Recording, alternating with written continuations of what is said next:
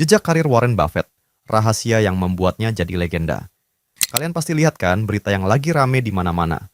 Warren Buffett, investor paling legendaris di dunia, katanya pamit dari panggung investasi. Bayangkan, orang yang selama puluhan tahun dianggap sebagai kompas keuangan dunia, tiba-tiba bilang sudah waktunya mundur. Dan bukan cuma itu, ia juga menghibahkan sebagian besar kekayaannya. Angka yang kalau kalian baca sambil ngopi pun bisa bikin tangan gemeter. Sekitar 2.400 triliun rupiah ke beberapa yayasan besar, terutama yayasan keluarganya. Di kolom komentar pun langsung pecah. Ada yang nulis, "Ah, ini mah cara orang kaya ngumpetin harta, ini legal loophole supaya pajaknya kecil. Atau jangan-jangan ini trik supaya kekayaannya nggak tersentuh negara." Dan jujur, komentar-komentar kayak gitu wajar banget muncul. Karena dari kacamata orang biasa, langkah Buffett memang terasa aneh.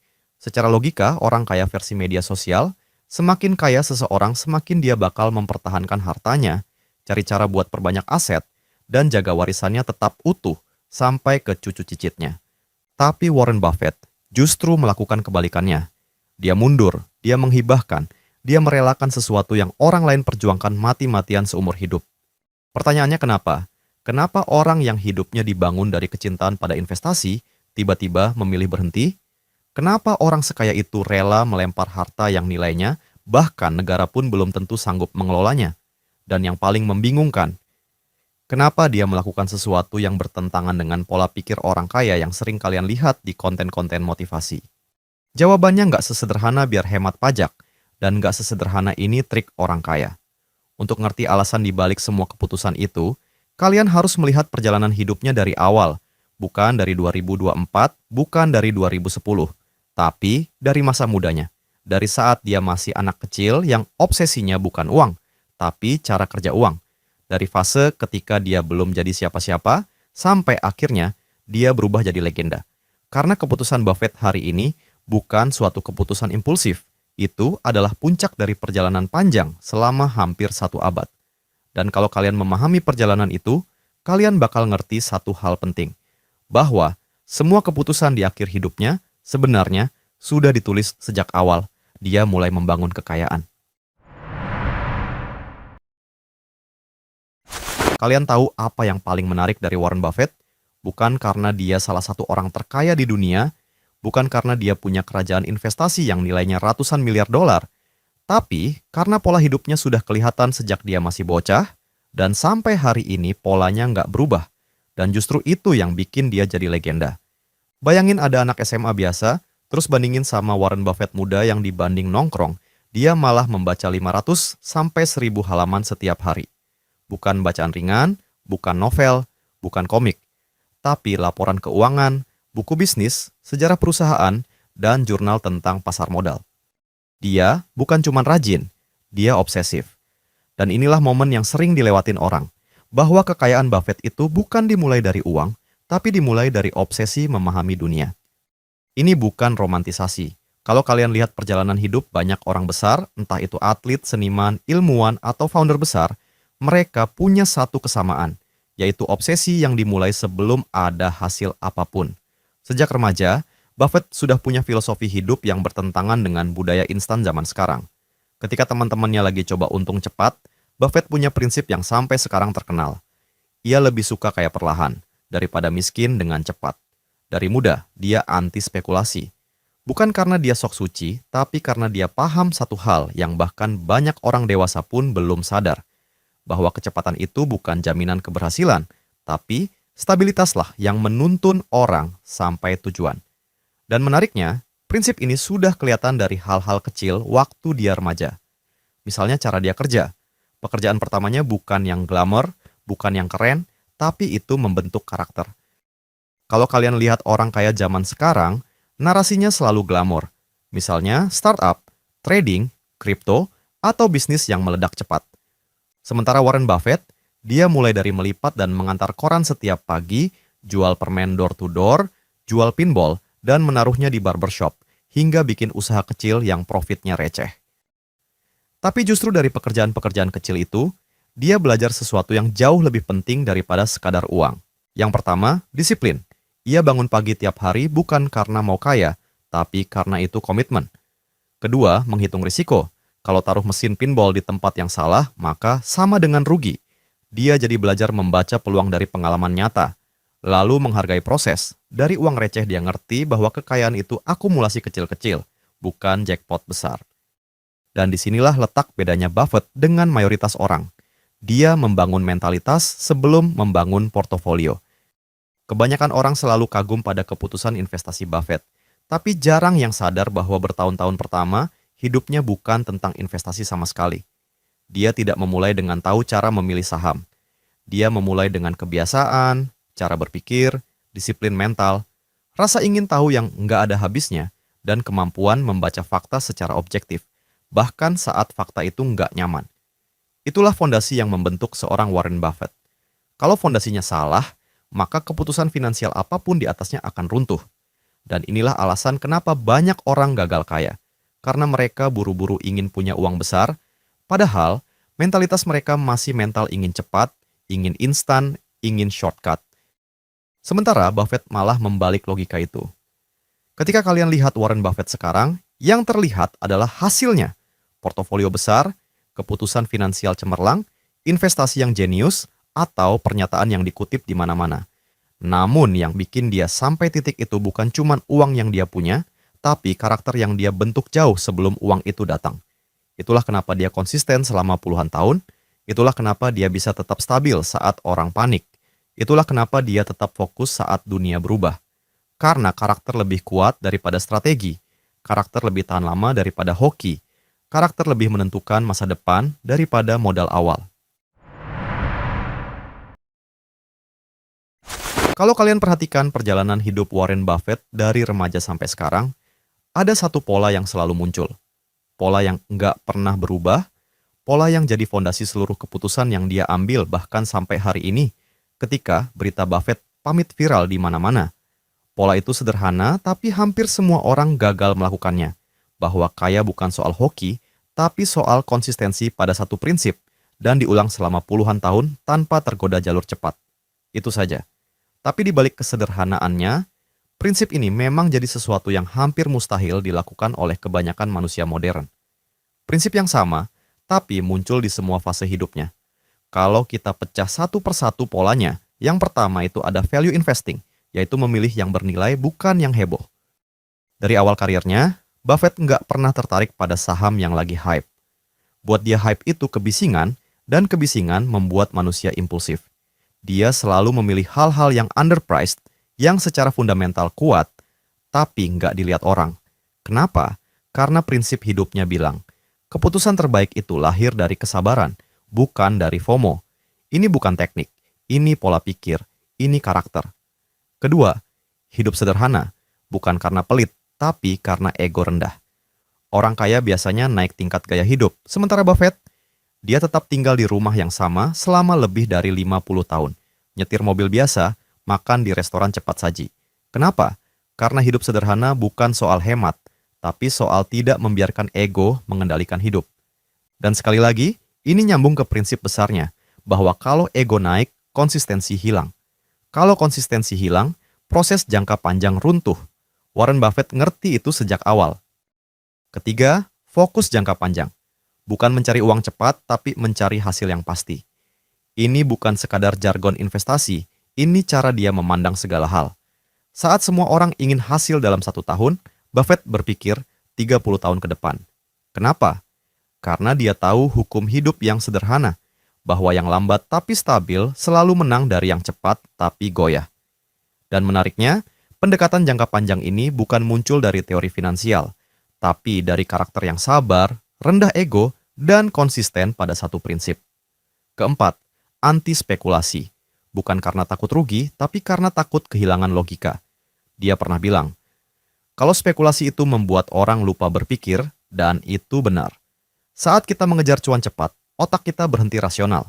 Kita mulai gambling, kita mulai nekat, kita mulai merasa, saya pasti benar. Buffett menolak itu sejak remaja, karena bagi dia mempertahankan logika jauh lebih penting daripada mengejar keuntungan besar. Sekali lagi, prinsipnya sama, yaitu disiplin, bukan kecepatan. Kelima, disiplin menahan godaan cepat kaya. Ini yang membedakan dia dari dunia modern. Zaman sekarang, dunia terus memprovokasi kita. Ini cara kaya cepat, peluang terbaru, saham yang bakal meledak, kripto ini bakal kali 100, ayo tunggu apa lagi? Tapi Buffett punya pola hidup yang bertentangan dengan budaya itu. Dia tahan semua godaan, dia tidak goyah, dia tidak tergoda. Selama 80 tahunan, dia tetap memainkan permainan yang sama. Kalian bayangin, berapa banyak manusia yang bisa konsisten pada satu prinsip selama 80 tahun? Hampir nggak ada kan? Dan ini yang membuat Warren Buffett bukan sekadar kaya, tetapi abadi secara reputasi. Lalu yang terakhir, rendah ego. Sehingga, dia bisa menunggu puluhan tahun tanpa merasa harus terlihat menang sekarang. Banyak orang hancur secara finansial bukan karena mereka bodoh, tapi karena mereka tidak tahan terlihat lambat. Ego memaksa mereka ingin terlihat cepat sukses, ingin terlihat lebih pintar, ingin terlihat lebih unggul. Sementara Buffett tidak peduli. Dia tidak butuh validasi itu, dia memilih kesunyian, dia memilih keheningan, dia memilih untuk benar dalam diam daripada terlihat menang, tetapi salah. Inilah yang membuatnya bisa menunggu puluhan tahun untuk satu keputusan yang tepat. Kalau kita jabarkan lagi, value investing itu butuh kesabaran, hidup sederhana butuh kontrol ego, fokus jangka panjang butuh konsistensi, anti spekulasi butuh logika dingin, anti cepat kaya butuh disiplin mental, dan menunggu puluhan tahun butuh kepercayaan pada proses. Jadi, semua itu hanyalah turunan dari satu prinsip besar. Dan benang merahnya adalah prinsip yang sama, diulang tanpa lelah. Dia hidup berdasarkan satu prinsip, dan dia mengulangnya sampai jadi legenda. Makanya kekayaan sejati itu lahir dari konsistensi karakter, bukan dari besar kecilnya modal. Buffett bukan sukses karena satu keputusan jenius. Dia sukses karena mengulang prinsip yang sama selama 8 dekade, tanpa bosan, tanpa tergoda, tanpa berubah arah. Ketika kalian lihat Warren Buffett hari ini dengan kerajaan investasi bernilai ratusan miliar dolar, kalian mungkin berpikir dia lahir dari keluarga super kaya, dididik dengan fasilitas premium, atau langsung memulai hidup dengan akses istimewa. Tapi itu semua salah. Buffett bukan terlahir kaya, dia terlahir penasaran. Dan rasa penasaran itu berubah jadi mesin compounding yang membentuk hidupnya sejak muda. Bagian ini penting banget. Karena di usia 20-30 tahun jalan hidup seseorang biasanya bercabang. Ada yang ngejar uang cepat, ada yang bingung dan ikut arus, ada yang burnout karena merasa ketinggalan. Sementara Buffett tidak melakukan semuanya. Dan justru karena itu, dia selamat lalu melesat. Mari kita masuk ke fase hidung berdarah Buffett membangun fondasi modal awalnya. Langsung saja yang pertama, Buffett tidak lahir kaya, tapi dia lahir dengan kebiasaan yang benar. Salah satu miskonsepsi terbesar adalah orang berpikir Buffett kaya karena modal keluarganya besar. Padahal keluarganya bukan bilioner, bukan konglomerat, bukan pemilik perusahaan raksasa. Warren Buffett membangun modalnya dengan cara yang sangat manusiawi. Jual koran, jual majalah, pasang mesin pinball di barbershop, lakukan side hustle kecil-kecilan. Ia melihat peluang kecil, ambil, ulangi. Tidak keren, tidak glamor, tidak kelihatan seperti anak muda sukses ala Instagram. Tapi justru dari aktivitas kecil itu, ia belajar sesuatu, bahwa modal finansial bisa dicari, tapi modal karakter harus dibangun dulu. Kedua, bisnis kecil, uang kecil. Tapi polanya konsisten. Saat remaja dan awal dewasa, Buffett tidak mempermasalahkan seberapa besar cuannya, karena yang dia kejar adalah pola. Misalnya mesin pinballnya. Untungnya kecil, tapi pola pikir yang ia bangun di situ besar banget. Dia melihat peluang kecil, memulai dengan risiko rendah, lalu membiarkan keuntungan berputar. Ia mengandalkan logika bukan emosi, memperbanyak percobaan kecil yang aman, dan pola itu akhirnya menjadi otomatis dalam pikirannya. Buffett sejak usia 20 tahun sudah membangun software mental yang kelak akan menjadi pondasi seluruh keputusan investasinya. Ketiga, mentor game changer, Benjamin Graham. Fase paling menentukan dalam hidupnya adalah ketika ia bertemu mentor legendaris, Benjamin Graham, bapak dari value investing. Graham bukan hanya mengajarkan angka, bukan hanya mengajarkan analisis laporan keuangan. Graham mengajarkan cara berpikir. Dan inilah titik baliknya. Buffett sadar bahwa investasi bukan tentang menebak masa depan, tapi tentang menghitung risiko hari ini dengan kepala dingin. Ia belajar bahwa pasar itu emosional, manusia itu impulsif, kesabaran itu aset, logika itu senjata, dan disiplin itu keuntungan yang tidak bisa dicuri siapapun. Graham bukan cuma membentuk skill Buffett, tapi juga identitas Buffett. Keempat, skill analisis. Dari baca 500 halaman menjadi compounding machine hidup. Di usia 20-30 tahun, Buffett membenamkan dirinya dalam buku, laporan keuangan, jurnal ekonomi, hingga arsip perusahaan. Ia membaca 500-1000 halaman per hari, bukan karena terpaksa, tapi karena dia sedang mengcompound otaknya. Dari aktivitas ini, ia sedang melatih 3 skill inti, yaitu skill menganalisis bisnis, skill menilai risiko, dan skill menahan diri dari keputusan impulsif. 3 skill ini yang membuat Buffett berbeda dari investor lain. Kalian bayangin, di usia ketika orang bingung mau jadi apa, Buffett sudah memperbesar engine yang kelak mengubah hidupnya. Dan engine itu adalah otak yang dilatih setiap hari sampai menjadi mesin analisis. Yang terakhir, modal awal Buffett. Bukan uang, tapi kapasitas. Ini pelajaran yang monumental banget. Banyak anak muda berpikir kalau modal saya besar, saya pasti bisa sukses kayak Buffett. Padahal kenyataannya terbalik. Warren Buffett kaya bukan karena punya modal besar, dan Buffett punya modal besar pun karena kapasitasnya tumbuh dulu. Di usia 20-30, dia tidak mengejar kekayaan instan. Dia lebih mengejar kapasitas berpikir panjang, kapasitas membaca data tanpa emosi, kapasitas menahan impuls, kapasitas memahami bisnis, sampai kapasitas mengambil keputusan yang bikin dirinya unggul dalam jangka panjang. Dan karena kapasitas itu makin besar, modalnya juga ikut membesar. Jadi, Buffett mengajarkan bahwa di usia muda, prioritas utamanya bukan sekadar memperbesar income. Income itu bonus, income itu efek samping. Yang harus diperbesar adalah kapasitas otak dan skill kalian. Karena skill yang benar akan memberi kalian keuntungan seumur hidup. Sedangkan income cepat tanpa kapasitas hanya membuat kalian burnout lebih cepat. Buffett di usia 20-30 membangun mesin yang akan bekerja untuknya selama puluhan tahun. Mesin itu adalah kompetensi, dan begitu mesinnya jalan, compounding mulai bekerja. Compounding inilah yang akhirnya mengantar Buffett ke perjalanan besar berikutnya, yaitu membangun imperium investasi yang mengubah hidupnya dan hidup banyak orang. Setiap orang yang sukses punya satu fase dalam hidupnya yang benar-benar mengubah arah takdir, yaitu fase ketika keberanian, skill, kepercayaan diri, dan momentum bertemu di satu titik. Dan, untuk Warren Buffett, fase itu terjadi antara usia 25-35 tahun, saat ia membentuk sesuatu yang kemudian dikenal sebagai Buffett Partnership. Ini adalah lompatan besarnya. Lompatan yang mengubah dia dari anak muda jenius yang suka analisis angka menjadi manajer modal yang mulai mengubah hidup banyak orang. Mari kita bedah satu persatu momen krusial ini. Yang pertama, dari investor kecil menjadi manajer modal. Setelah bertahun-tahun membaca ribuan halaman, menganalisis ratusan perusahaan, mempraktikkan value investing ala Benjamin Graham, dan mengasah pola berpikir yang sangat anti spekulasi, Buffett sampai pada sebuah kesadaran bahwa kalau ingin benar-benar membuktikan prinsipnya, ia harus mengelola modal yang bukan cuma miliknya sendiri, tapi juga modal orang lain. Tapi ini penting, dia tidak mengikuti tren seperti bikin hedge fund, ngejar profit cepat, atau menjual mimpi return tinggi. Buffett justru melakukan sesuatu yang berseberangan total dengan budaya finansial di zamannya. Lanjut yang kedua, filosofi partnership, di mana Buffett taruhan paling besar pada diri sendiri. Waktu itu, banyak manajer investasi mengambil fee tinggi, tapi kalau performanya jelek, mereka tetap dapat bayaran. Buffett jijik dengan sistem itu, karena menurut dia, kalau kalian ingin dipercaya seseorang, kalian harus menanggung risiko yang sama, bahkan lebih besar dari orang yang mempercayakan uangnya kepada kalian.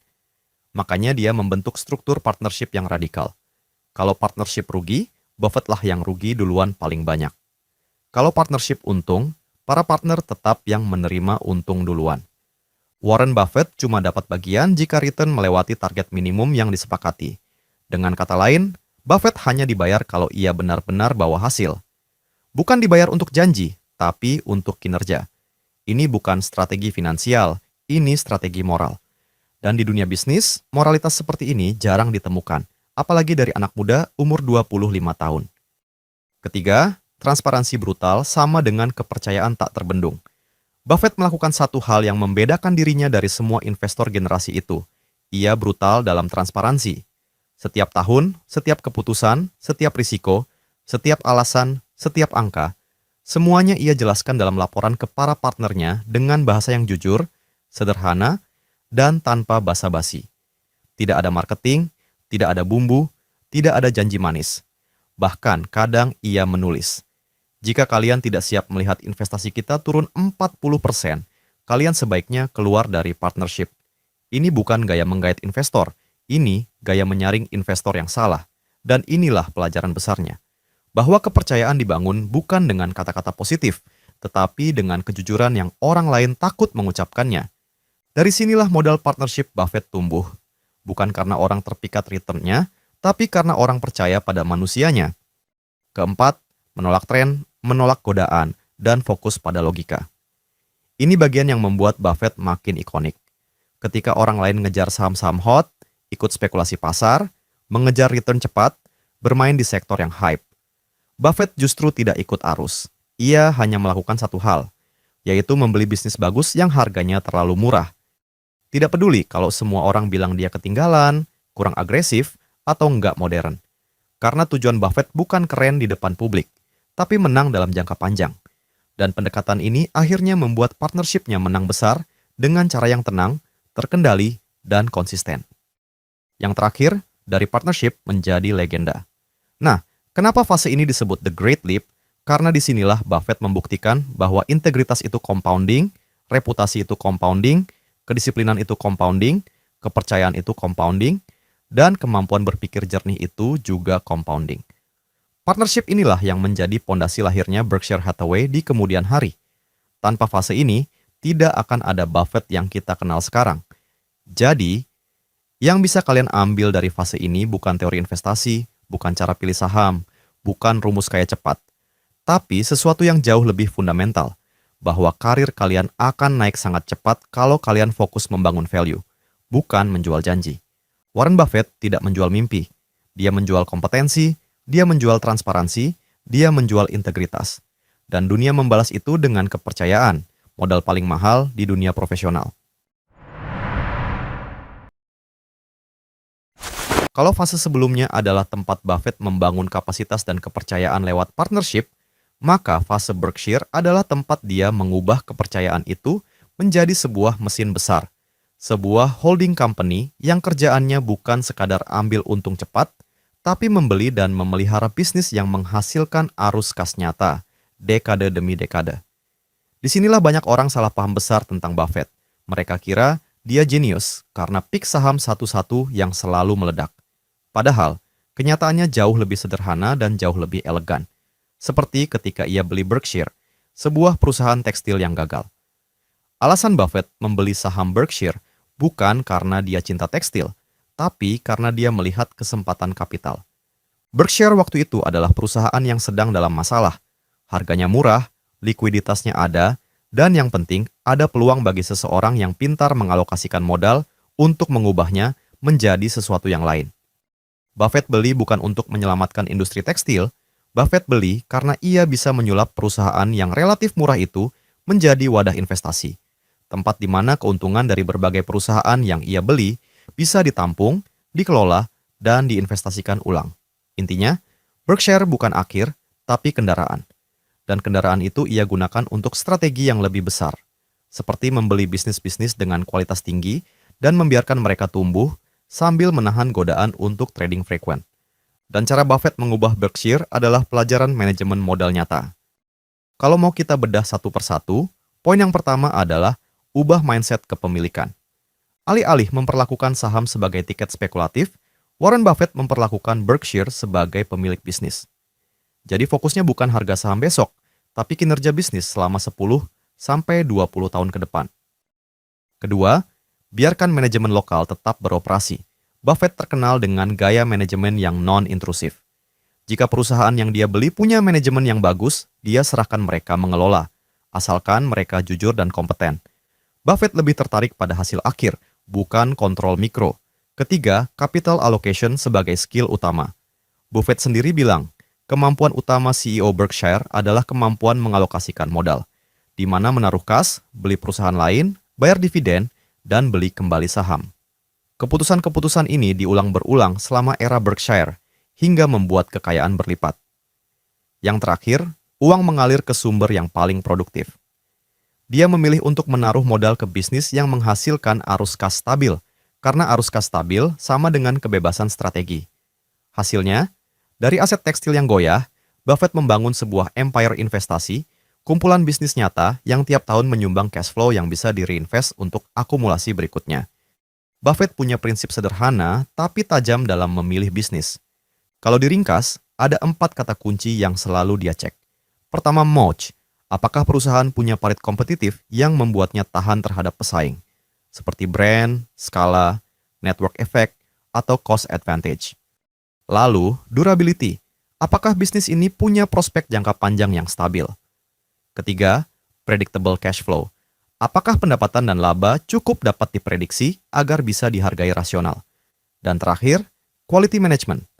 Apakah yang memimpin perusahaan jujur, kompeten, dan punya alokasi modal yang baik?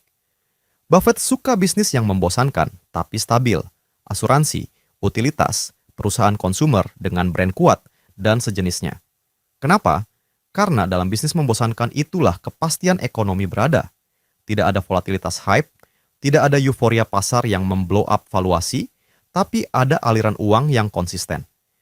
Dan ketika valuation turun karena sentimen sementara, Buffett melihat kesempatan membeli lebih banyak dari aset yang sebenarnya tetap bagus. Sebelum Buffett membeli bisnis, biasanya dia menanyakan pada dirinya sendiri lebih dulu. Pertama, apakah saya mengerti bisnis ini? Jika jawabannya tidak, dia akan mundur. Simpelnya, Buffett hanya membeli apa yang bisa dia pahami. Pertanyaan kedua, apakah bisnis ini punya keunggulan jangka panjang? Kalau bisnis tanpa moat, itu taruhan. Buffett bukan penjudi. Terakhir, apakah harganya masuk akal? Dia akan membeli hanya ketika harga memberi margin for safety. Bukan karena takut ketinggalan, tapi karena dia menghitung probabilitas yang menguntungkan. Ketiga pertanyaan itu terlihat mudah, namun praktiknya sulit. Karena menguji kesabaran, ego, dan kemampuan menunggu. Jika ditanya kenapa dia suka bisnis membosankan tapi stabil, jawabannya berkaitan erat dengan prinsip lifelong yang sudah kita bahas, yaitu konsistensi. Bisnis membosankan cenderung memiliki arus kas yang bisa diprediksi, kurang disukai pasar retail yang haus sensasi, valuasi lebih wajar. Lalu memberi ruang bagi manajemen yang baik untuk bekerja tanpa gangguan, menjadi mesin reinvestasi yang andal. Seperti cash dari bisnis ini bisa dipakai untuk beli bisnis lain di waktu yang tepat. Dengan kata lain, bisnis membosankan memudahkan strategi jangka panjang Buffett, yaitu beli, pegang, dan biarkan compounding terjadi. Di sini terletak pelajaran utama yang harus kalian tangkap, bahwa orang kaya yang tahan lama bukan karena mereka kebetulan pintar, tapi karena mereka disiplin dalam memilih risiko. Buffett tidak mengejar potensi return maksimum dengan risiko liar. Ia lebih memilih peluang yang memberikan imbal hasil yang wajar dengan probabilitas bahaya rendah. Makanya, disiplin itu berarti menolak banyak peluang menggiurkan setiap hari.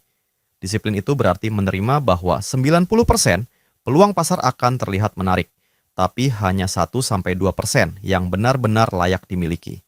Di era clickbait finansial, ini sulit. Tapi di sanalah kekayaan sejati terakumulasi. Di antara keputusan kecil yang diulang terus-menerus, bukan di popularitas satu posting viral. Jadi, fase Berkshire bukan hanya tentang jumlah uang yang bertambah. Itu tentang cara mengorganisir modal, sehingga keputusan yang baik hari ini menjadi bahan bakar bagi pilihan yang lebih baik di masa depan. Itu adalah tentang memilih bisnis yang menghasilkan kas nyata, memberi manajemen kebebasan, dan mengalokasikan modal ulang dengan disiplin.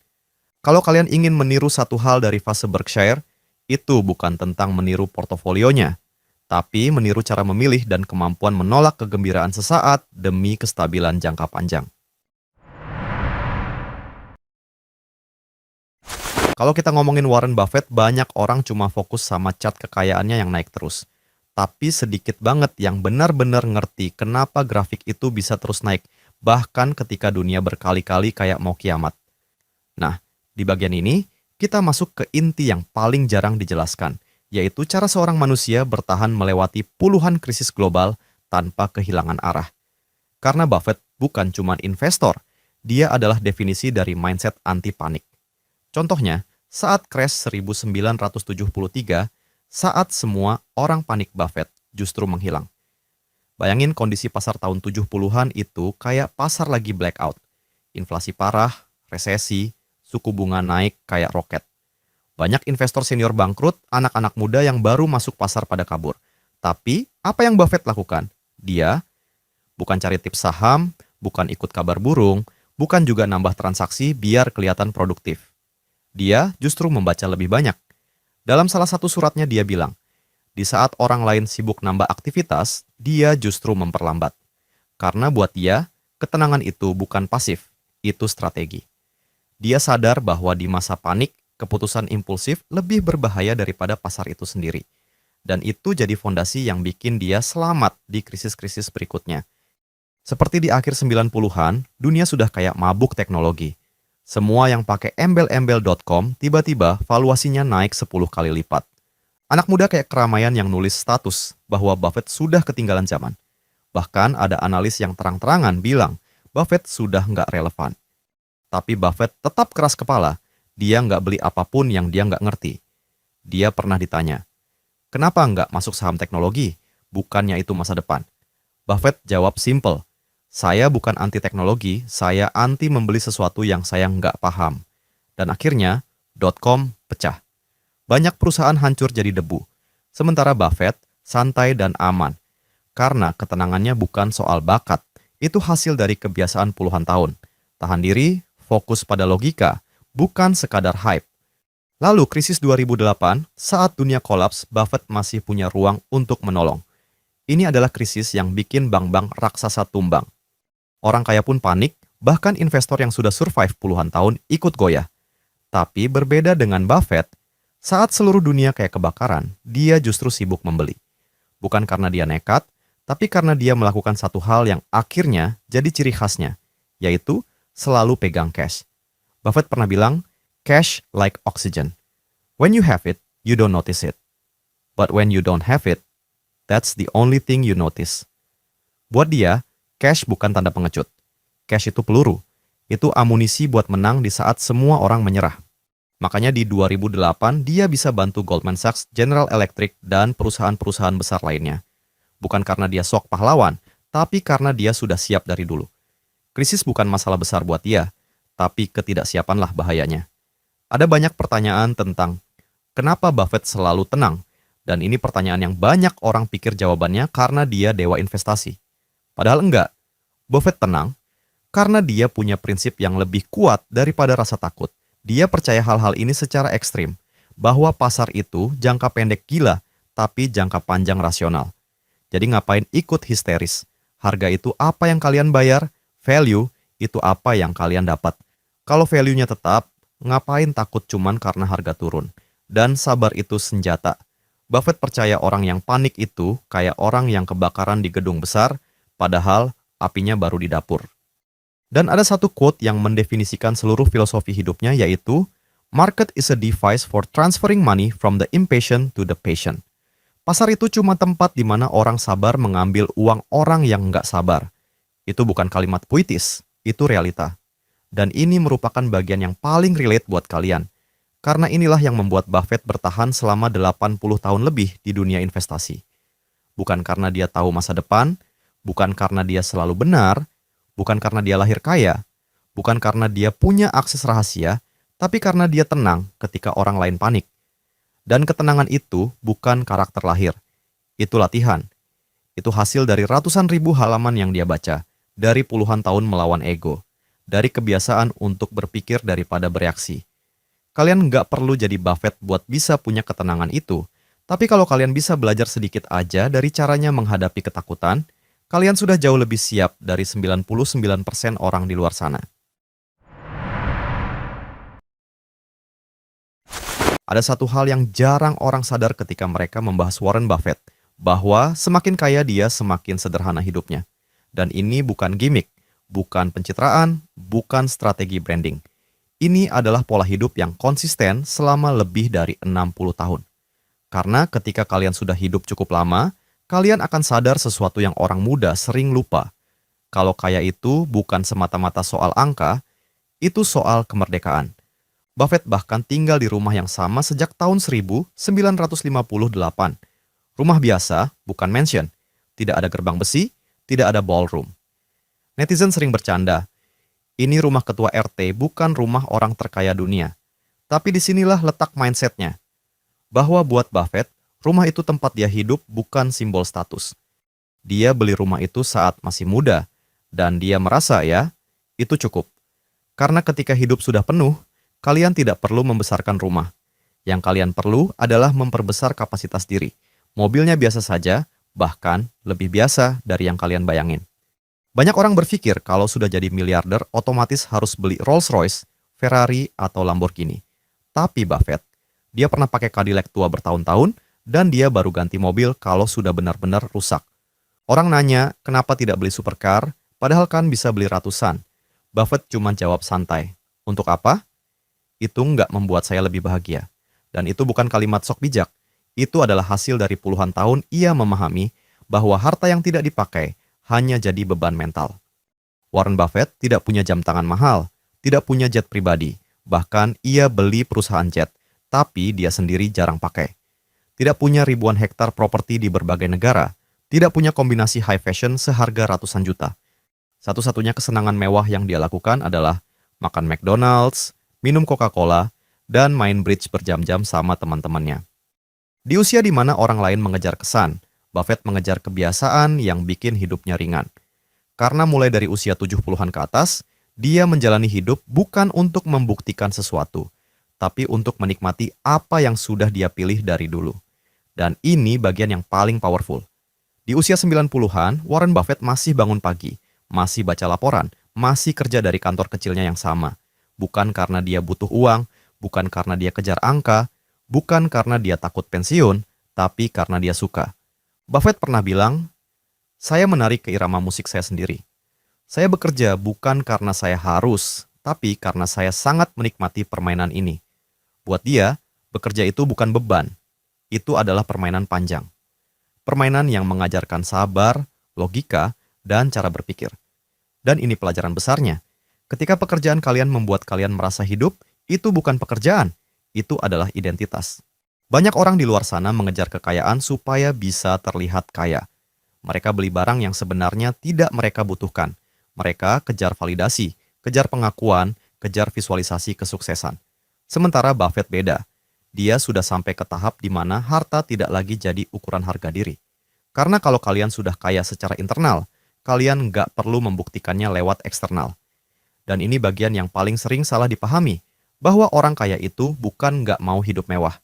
Mereka cuma sudah selesai dengan kebutuhan itu. Jadi, apa makna merdeka bagi Warren Buffett?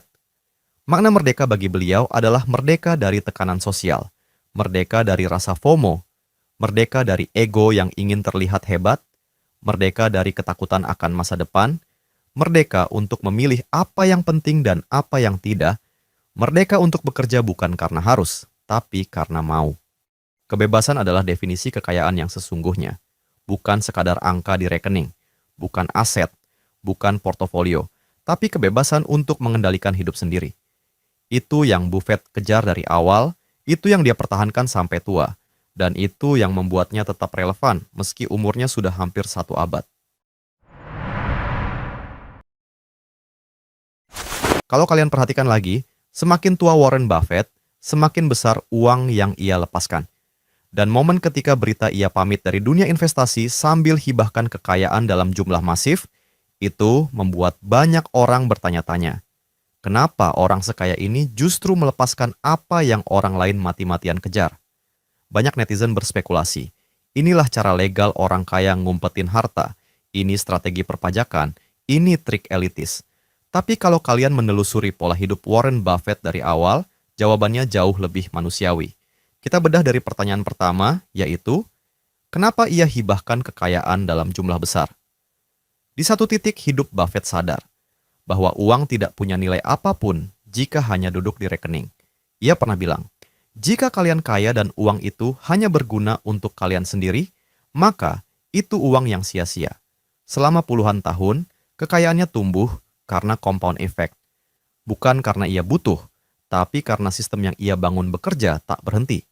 Dan ketika ia sadar bahwa ia tidak mungkin menghabiskan uang itu untuk dirinya, pilihan yang paling logis adalah kembalikan ke masyarakat. Buat Buffett, filantropi bukan PR pencitraan. Itu adalah konsekuensi dari hidup sederhana dan akumulasi kekayaan yang terlalu besar. Kedua, kenapa hibahnya lewat yayasan keluarga tanpa konspirasi? Di sini banyak orang salah paham, mengira ini trik menggelapkan harta, padahal justru sebaliknya. Buffett memilih yayasan keluarga karena transparansi yang tinggi, tata kelola legal yang jelas, kontrol jangka panjang terhadap dampak sosial, tidak menyebarkan dana ke banyak tangan yang tidak ia kenal. Selain itu, struktur yayasan membuat dananya bisa dieksekusi lebih efektif, digunakan sesuai filosofi hidupnya, dan tetap bisa membantu masyarakat dalam jangka sangat panjang. Ini bukan cara menghilangkan uang, ini cara memastikan uang itu punya makna lebih besar dari dirinya sendiri. Lalu, kenapa anak-anaknya hanya dapat bagian kecil? Inilah salah satu keputusan paling kontroversial tapi paling jujur. Buffett percaya satu hal, yaitu berikan anak cukup uang supaya mereka bisa melakukan apa yang mereka mau, tapi jangan sampai cukup sehingga mereka tidak perlu melakukan apa-apa. Ia tidak ingin anak-anaknya tumbuh pasif, kehilangan motivasi, atau hidup dalam bayang-bayang kekayaan ayahnya. Ia ingin mereka punya jalan hidup sendiri, punya kompetensinya sendiri, punya legasinya sendiri. Memberi mereka terlalu banyak uang menurut Buffett adalah merusak masa depan mereka. Dan kenapa ia pilih menghabiskan kekayaannya daripada diwariskan? Jadi ada filosofi besar di sini. Menurut Buffett, kekayaan luar biasa bukan hak istimewa pribadi. Itu adalah hasil dari sistem ekonomi, pasar modal, ribuan karyawan, masyarakat yang mendukung, dan keberuntungan yang tidak bisa diulang. Jadi buat dia, menghabiskan uang itu untuk dirinya sendiri adalah hal paling egois yang bisa dilakukan. Ia lebih ingin melihat uang itu membiayai pendidikan, riset kesehatan, memerangi kemiskinan, hingga memperbesar kesempatan orang yang tidak seberuntung dirinya. Uang itu kembali ke sistem yang membesarkannya. Pertanyaan terakhir, kenapa ia pamit dari dunia investasi? Inilah titik yang paling emosional. Beberapa waktu lalu, berita tentang Warren Buffett memang bikin heboh. Ia resmi mengumumkan pengunduran diri sebagai CEO Berkshire Hathaway. Buat banyak orang, headline itu langsung terbaca kalau Buffett pensiun dari dunia investasi, dan wajar, karena selama puluhan tahun, Buffett bukan sekadar CEO. Ia adalah wajah dari Berkshire Hathaway, simbol dari dunia investasi itu sendiri. Tapi ini fakta penting yang banyak orang keliru tangkap, bahwa Buffett tidak berhenti investasi. Ia tidak pamit dari pasar modal, ia hanya mundur dari posisi operasional, bukan dari filosofi dan pengaruhnya. Bahkan saat pengumuman itu dibuat, ia masih memegang posisi sebagai chairman, saham mayoritas, dan tetap menjadi suara yang sangat didengar dalam keputusan strategis. Jadi, makna sebenarnya dari keputusan itu bukan cerita tentang seorang investor yang berhenti. Ini cerita tentang seorang legenda yang sadar bahwa hidup punya fase. Di usia nyaris 1 abad, Warren Buffett memilih langkah yang jarang dilakukan miliarder manapun, yaitu ia merelakan estafet, ia memberi panggung untuk generasi baru, ia memindahkan fokus dari mengelola perusahaan ke meninggalkan warisan. Keputusan ini bukan tanda kelemahan, bukan tanda ia bosan, bukan tanda ia kalah. Ini justru tanda bahwa ia sudah menang. Karena ketika seseorang sudah membangun kerajaan yang berdiri kokoh tanpa kehadiran fisik dirinya, itu artinya ia sudah mencapai level tertinggi dalam permainan jangka panjang. Buffett ingin diingat bukan hanya sebagai investor, tapi sebagai manusia yang menutup hidupnya dengan kontribusi. Yang ingin ia wariskan pada dunia itu, bukan portofolio, bukan formula rahasia, bukan daftar saham. Ia ingin meninggalkan cara berpikir, disiplin, integritas, kesabaran, logika yang jernih, dan contoh bagaimana hidup sederhana bisa membuat seseorang tetap waras meski kaya raya. Buffett ingin dunia belajar satu hal, bahwa orang yang sabar akan selalu lebih kuat dari orang yang serakah. Dan pada akhirnya, legasi terbesar bukanlah apa yang kalian kumpulkan, tapi apa yang kalian tinggalkan. Warren Buffett tidak hanya mengumpulkan kekayaan, ia membangun cara hidup yang membuat puluhan juta orang belajar berpikir lebih panjang, lebih tenang, lebih bijak, dan lebih manusiawi dalam urusan uang. Kekayaannya bisa habis, tapi pengaruhnya itu akan mengalir ke generasi berikutnya, ke investor baru, ke pemimpin baru, ke orang-orang yang hidupnya berubah karena prinsip-prinsip sederhana yang ia ajarkan. Uang akan hilang, tapi pengaruh itu yang abadi. So guys, Pada akhirnya, setelah kalian mengikuti perjalanan Warren Buffett dari masa remaja sampai di usia 95 tahun, ada satu kesimpulan yang tidak bisa kalian hindari, bahwa Buffett tidak kaya hanya karena rumus, tidak kaya karena hoki, tidak kaya karena koneksi, tidak kaya karena IQ 180, atau karena dia lahir dari keluarga konglomerat. Dia kaya karena satu hal yang hampir tidak pernah dipikirkan orang, yaitu kemampuan mengambil keputusan yang benar sedikit demi sedikit, secara konsisten, selama puluhan tahun. Satu keputusan kecil yang benar memang tidak mengubah apapun hari ini. Tapi ketika itu diulang, dipertahankan, dan dilindungi dari godaan cepat kaya, itu bisa berubah jadi kekuatan dahsyat. Semua orang memuja hasil akhirnya, dengan kekayaan ratusan miliar dolar. Tapi hampir tidak ada yang meniru prosesnya. Membaca setiap hari, hidup sederhana, tidak peduli omongan orang, tidak ikut tren, tetap sabar ketika semua orang panik, tetap disiplin ketika semua orang rakus, dan tetap fokus pada hal-hal dasar yang sama selama 70 tahun berturut-turut. Itu bukan glamor, itu tidak viral, itu tidak keren untuk dipamerkan di Instagram, tapi justru disitulah rahasianya. Warren Buffett kaya bukan karena satu keputusan besar, tapi karena ribuan keputusan kecil yang benar yang tidak pernah ia hentikan. Kebanyakan orang bangga mengambil keputusan besar sesekali, tapi Buffett bangga mengambil keputusan kecil yang benar setiap hari. Dan kalian mungkin tidak akan jadi Warren Buffett, tapi kalian bisa menyalin satu hal yang membuat dia sukses, yaitu konsistensi pada hal-hal membosankan yang benar. Hal-hal seperti baca lebih banyak dari yang kalian tonton, hidup di bawah kapasitas, bangun skill bukan gaya, sabar ketika pasar ribut, tidak kejar shortcut, dan fokus pada kualitas bukan kecepatan. Itu semua membosankan. Tidak ada sorotan, tidak ada pujian, tidak ada aplaus, tidak ada validasi. Tapi justru itu yang membuatnya bekerja. Kaya bukan tujuan besar, kaya adalah hasil samping dari banyak keputusan kecil yang benar, yang kalian ulang, dan ulang lagi, sampai dunia tidak bisa mengabaikan kalian. Jadi kaya itu bukan tentang siapa yang bergerak paling cepat, tapi tentang siapa yang bertahan paling lama, dan bertahan hanya mungkin kalau kalian memegang prinsip sederhana, lalu menjalankannya tanpa berhenti. Itulah rahasia terbesar Warren Buffett, dan mulai hari ini rahasia itu jadi milik kalian juga. Saya Cuan Gen Z, untuk Gen Z Education.